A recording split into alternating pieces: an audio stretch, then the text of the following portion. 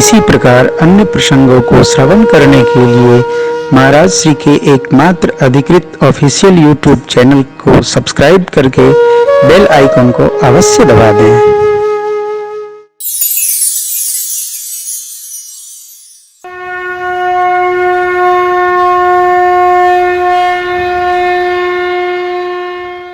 हम लोग घर से जब बाहर कथा करने जाते हैं तो घर से भी अच्छी व्यवस्था जहां कथा में जाते हैं वहां होती है। तो काहे का वनवास? भगवान जब वन जा रहे हैं तो कौन भेजे? या तो देवता लोग। जब देवता लोग जहां जहां राम जी रहेंगे वहां वहां सुंदर व्यवस्था बनाएंगे।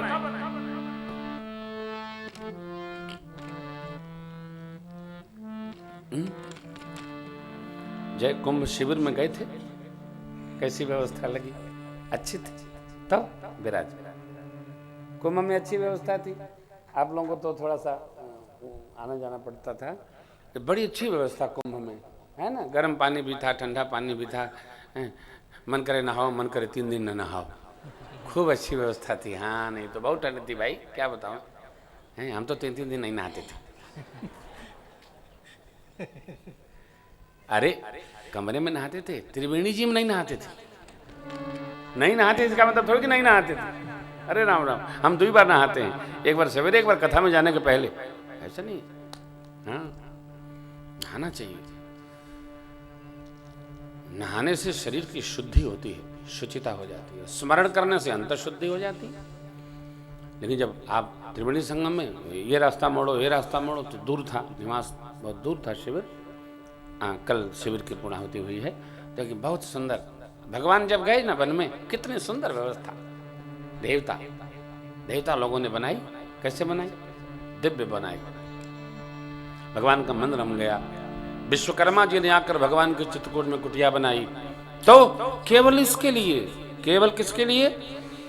धरती पर कोई भी उत्पाती बचेगा तो राम राज्य का कोई अर्थ नहीं। इसलिए भगवान ने पहले ताड़का का समापन किया, सुबह हुक्म, मारीच को फेंका, खरदूषण का, फिर उसके अन्य अन्य भाई साथियों का, अंततो गतवा रावण को समाज भगवान ने समाप्त किया। तब लौटकर अयोध्या जी आए, और जिस दिन भगवान आए उसी दिन गुरुदेव भगवान ने उनको राज तिलक कर दिया। बोलिए राजा रामचंद्र भगवान की। धरती पर एक भी उत्पाती विराजमान है तो राम राज्य का कोई अर्थ नहीं। क्या अर्थ है? सदैव चित्त में इस बात की दृढ़ता रखिए, भारत की मिट्टी, भारत के तीर्थ, भारत की नदियां, भारत की संपदा। कौन संपदा? ऋषियों के द्वारा पधराई गई संप्रदा, वेद, पुराण, भगवत ग्रंथ, यही इस देश की वास्तविक संपदा है। और हम सनातन धर्मी इसके पालक हैं, बालक हैं, पोषक हैं। पालक हैं, बालक हैं, पोषक हैं। किसके? सदग्रंथों के। हमारे द्वारा ही इनको भोजन प्राप्त होता है, इनसे प्रेरणा प्राप्त होती है। किससे? इनसे, इन सदग्रंथों से। हमारा आपका कर्तव्य है, हम इनका रक्षण करें, संवर्धन करें, इनको छापें, पढ़ें, पढ़ाएं, बांटें। किसको? सदग्रंथों को, और कुछ नहीं। सदग्रंथों का अधिकतम प्रचार प्रसार करेंगे तो सनातन धर्म के भगवान का प्रचार होगा। विरोध करने वाले तो बहुत हैं, कोई न कोई विरोधी खड़ा हो जाता है, परंतु ये भारत भूमि हमारी अपनी भूमि है। हमारी अपनी भूमि, इसमें कोई न राज न नीति, कोई राजनीति नहीं। इसमें केवल धर्म नीति, भागवत नीति।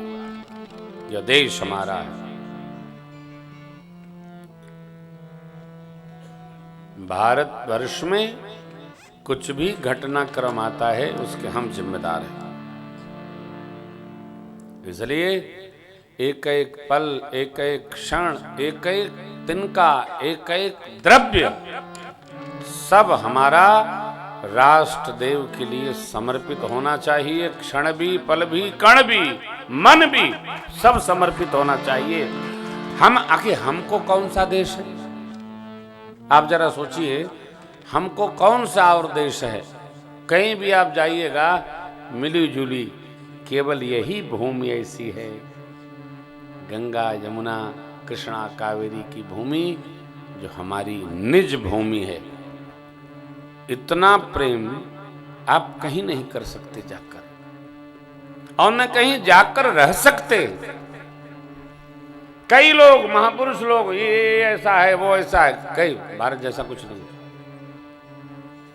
आखिर भगवान ऋषमुख के राजा हुए, बाली को मारकर, भगवान वहां नहीं रुके। लंका के राजा भी राम जी हुए, भगवान वहां नहीं रुके, विभीषण को पहले ही भेंट कर दिया प्रभु ने। अयोध्या जी के राज सिंहासन पर जब भगवान आरूढ़ हुए, चूंकि सभी राजा भगवान के आश्रय में थे, इसलिए भुसुंडी बाबा कहते हैं राम राज बैठे त्रैलोका हर्षित भये गए सब शोका। मेरे राम जी त्रैलोक, मृत्युलोक के, देवलोक के क्यों भय? मेघनाथ ने इंद्र को जीत लिया था, लक्ष्मण भैया ने मेघनाथ को मार दिया। लक्ष्मण जी तो राजा बनेंगे, राजा तो राम जी है, इसलिए देवलोक के भी राजा राम जी हैं। पाताल में मार दिया हिरावण को हनुमान जी ने, वहां के भी राजा मेरे राम जी हैं। तीनों लोकों के राजा मेरे राम जी हैं। जब राम जी राजपथ पर बैठे तो सारी उत्पाती शक्तियों को समाप्त करके तब अयोध्या जी के राज सिंहासन पर विराजे। राम जी इसलिए बन गए, क्या गए? बन गए। क्या बन गए? राजा बन गए। मेरे राम जी राजा बन गए। धरती पर कोई उत्पाती न रहे, असुर न रहे, विकारी न रहे, संतों ऋषि मुनियों को कोई त्रास देने वाला न रहे।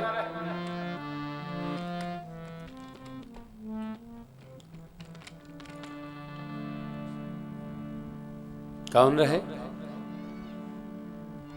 जो धर्म में प्रयुक्त जीवन जिए, साधु संतों का सम्मान करे, ऋषि मुनियों का आदर करे, गौ ब्राह्मण की रक्षा में लगा रहे, यज्ञ की समिधा एकत्र करे, यज्ञ आहुति अर्पित करे, यज्ञ नारायण की सेवा करे, भागवत जनों में अनुराग रखे, श्राद्धादि सत्कर्म में रुचि रखे, सत्संगी हो, सदाचारी हो, जिसकी बुद्धि सद्विचारों से आविष्टित हो, ऐसा जीव सब जगह जाकर मंगल मनावे। ऐसे लोगों के प्रसार के लिए भगवान आसुरी शक्तियों का समापन करके तब राज सिंहासन पर विराजे। ये तो बीच में जो कथानक हैं, ये सब भगवान की लीला चरित्र है। मां लक्ष्मण जी भगवान के साथ में बन की ओर, सुमंत्र जी रथ लाए, रथ पर आरोह होकर परमात्मा आगे चले। अयोध्या साथ में तमसाट पर भगवान ने माया प्रेरित करके सबको विश्राम करा दिया, और फिर रथ के चिन्ह को मार करके सुमंत्र जी से आग्रह करके भगवान रथ आगे बढ़ाए। माँ, प्रभु, भैया और सुमंत्र जी, गंगा मैया का दर्शन हुआ। एक बार भाव श्रद्धा से गंगा मैया की जय जयकार करिए। बोलिए गंगा मैया की।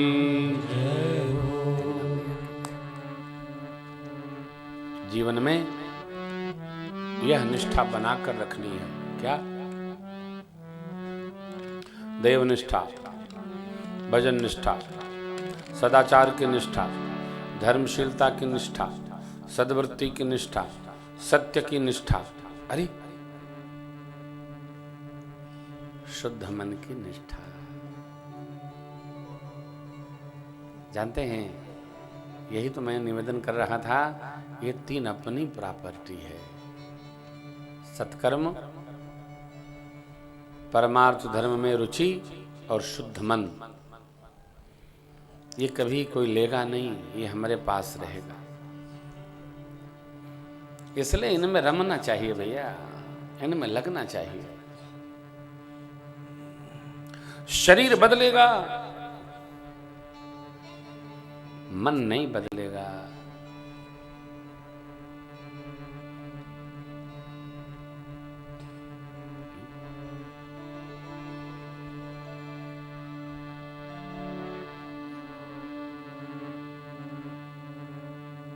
मन नहीं बदलता, मन यही रहेगा।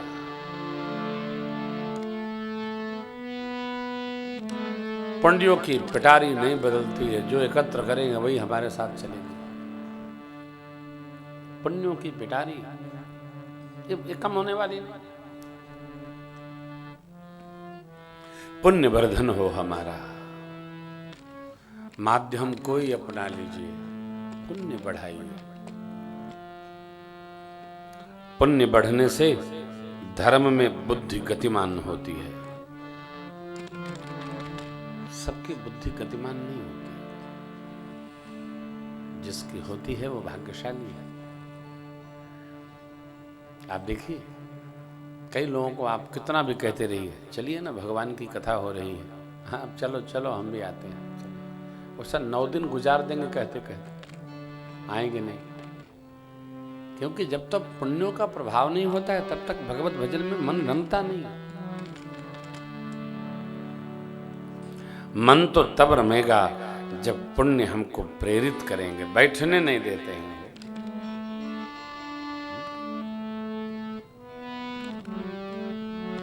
पुण्य बैठने नहीं देते, पुण्य दौड़ाते रहते हैं, चलो चलो चलो चलो, रमाते रहते हैं, चलो चलो चलो। भगवान श्रृंगवेरपुर प्रवेश किए, निषाद राज ने स्वागत किया, रात्रि विश्राम, प्रातः काल बरबस भगवान ने विदा किया सुमंत्र जी को और गंगा जी के पावन तट पर पधारे। देखिए, ये प्रसंग बड़ा अलौकिक है, अद्भुत है। निषाद जी के सेवक हैं भक्तराज केवट, पढ़े लिखे नहीं है। रतिया में सत्संग हो रहा था, उन्होंने सुन लिया लक्ष्मण जी से। क्या सुना?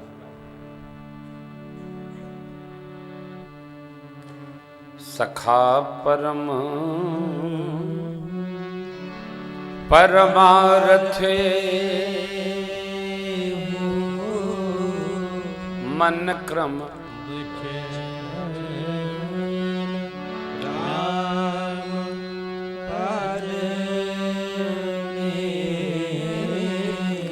हे मित्र, मन से, वाणी से और कर्म से प्रभु के चरणों में प्रेम हो, यही परमार्थ है। इतना सुनते केवट जी ने पकड़ लिया, क्या परमार्थ करना है।